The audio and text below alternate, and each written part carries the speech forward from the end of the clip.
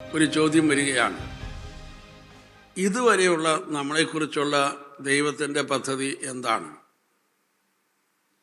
ഇതുവരെയുള്ള ദൈവത്തിൻ്റെ പദ്ധതി എന്തെന്ന് മനസ്സിലാക്കിയാലല്ലേ ഇനിയുള്ള പദ്ധതി മനസ്സിലാവുകയുള്ളൂ.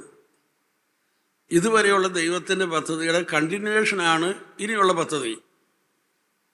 അപ്പം അതുകൊണ്ട് ഇതുവരെയുള്ള ദൈവത്തിൻ്റെ എന്നെക്കുറിച്ചുള്ള പ്ലാൻ എന്താണ്, ആ പ്ലാൻ എനിക്ക് മനസ്സിലായിട്ടുണ്ടോ, അത് ഞാൻ അംഗീകരിച്ചിട്ടുണ്ടോ? ഈ ഒരു ചോദ്യമായിരിക്കും ഇനിയുള്ള ദൈവത്തിൻ്റെ പ്ലാൻ. അതിൻ്റെ ഒരു തുടർച്ചയാണെങ്കിൽ ഇതുവരെയുള്ള ദൈവത്തിൻ്റെ പദ്ധതി മനസ്സിലാക്കുക എന്നതാണ് പ്രധാനപ്പെട്ട കാര്യം. ഹല്ലേലൂയ.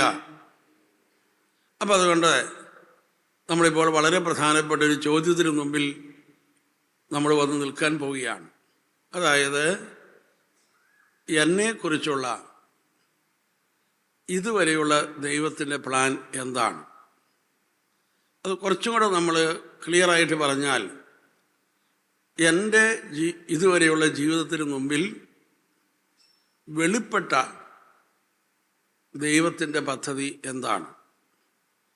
ഒന്നും കൂടെ കൃത്യമായി പറഞ്ഞാൽ, നമ്മുടെ എല്ലാവരുടെയും ജീവിതത്തിന് മുമ്പിൽ ആദ്യമായി വെളിപ്പെട്ട ദൈവപദ്ധതി എന്താണ്? നമ്മുടെ എല്ലാവരുടെയും മുമ്പിൽ ആദ്യമായി വെളിപ്പെട്ട ദൈവപദ്ധതി എന്താണെന്ന് ചോദിച്ചാൽ, അത് നമ്മുടെ അപ്പനും അമ്മയുമാണ്. ഒന്ന് ഓർത്ത് നോക്കിക്കുകയും, നമ്മുടെ അപ്പനും അമ്മയും ആരായിരിക്കണം എന്ന് നമ്മളല്ല തീരുമാനിച്ചത്. നമുക്കവിടെ ഒരു പങ്കുമില്ല.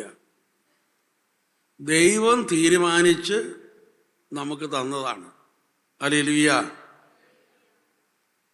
അപ്പം നമ്മളെല്ലാവരെയും സംബന്ധിച്ചുള്ള ആദ്യത്തെ ദൈവത്തിൻ്റെ പദ്ധതി, നമ്മുടെ മുന്നിൽ വെളിപ്പെട്ട ആദ്യത്തെ ദൈവപദ്ധതി എന്താണെന്ന് ചോദിച്ചാൽ, അത് നമ്മുടെ അപ്പനും അമ്മയുമാണ്. ഹല്ലേലൂയ.